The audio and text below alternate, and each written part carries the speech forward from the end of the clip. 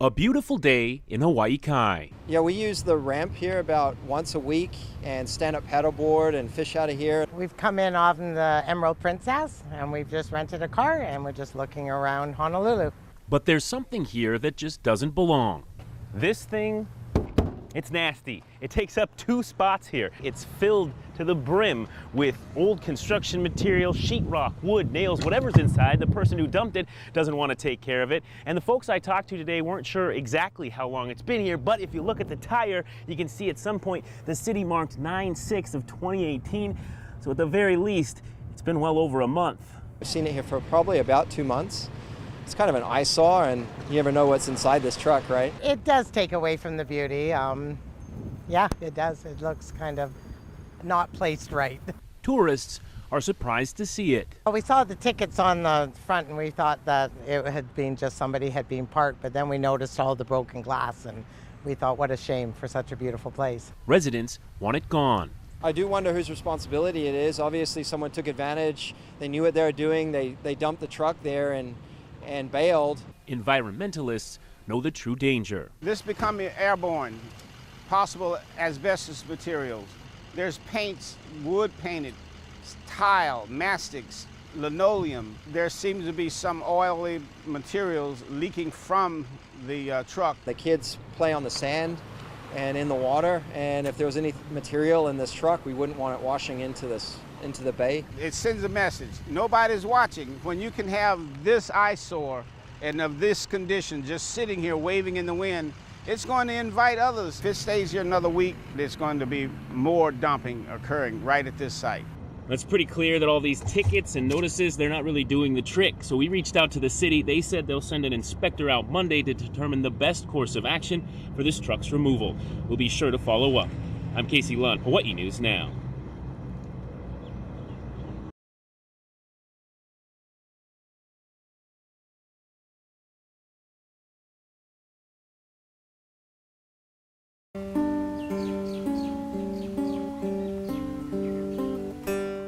In sickness and in health. That's the promise we made to each other.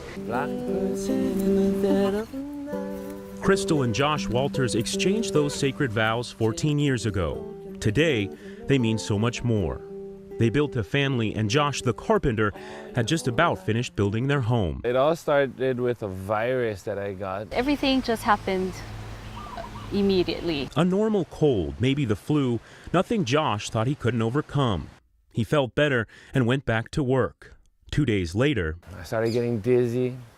Fingertips and toe tips got all numb. His speech became slurred. We immediately knew this was not normal. Josh was rushed to the emergency room on Kauai, where a doctor made the diagnosis, Guillain-Barré syndrome. His immune system fought the initial virus, but with Guillain-Barré, his immune response got out of control, eating away at the lining of his nerves. He was flown to Oahu. I don't remember leaving Lihue. When I got to Oahu, I was on life support. When he came to, things weren't better. I was in a state of delirium. I started yelling at people. It was frightening to see him in that state because he's a very calm and mellow person. I thought about our children and the possibility of them not growing up with their dad. But slowly. I had to learn how to walk again, talk again. And with a lot of help. A little hard, yeah. I mean, the first thing that struck me when I worked with him was just how hard he was willing to work. Josh improved. We're gonna do this together. I'll be by your side. I'm not gonna leave. She was the only person that I could really hear. Soon, Josh's children were by his side in Honolulu. Huge. It sparked something, whereas I was willing to work hard again. And now, this carpenter and musician still has a long road. But he's grateful for today and the chance to teach his children about music and so much more. It made me really thankful for what I have, for everything in my life. I'm Casey Lund, Hawaii News Now.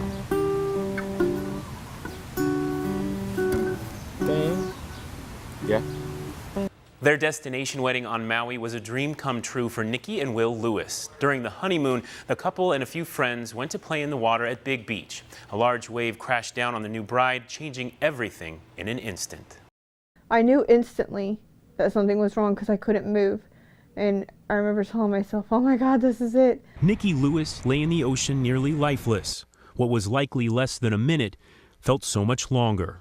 Trying to tell myself to calm down and not get too anxious because drowning at that point, and was just praying that Will saw me. There were 4 to probably 8 foot waves that day. You know, you're trying to get somebody out, it's pulling you and hitting the back of you with the same waves that, you know, paralyzed her. It was a challenge. I don't remember going into the ambulance. I don't remember going to the first hospital very much. I had a million things going through my mind. I didn't know if it was she's paralyzed for life right then. After stays at 2 Maui hospitals, experts flew Nikki to Queens Medical Center in Honolulu. Here, she's made an amazing amount of progress. The wave that hit her broke the C4 and C5 vertebrae. Doctors didn't expect she'd be moving her feet and arms anytime soon. In my mind, I have no choice but to get back to 100%. I have switched from fear to such pride in this child, just such immense pride, and I have no doubt now that she's gonna succeed. Her motivation to keep fighting? The 3 children she and her new husband are raising back in Texas. Both had kids in previous relationships. I hate that their lives have been kind of discombobulated because of this.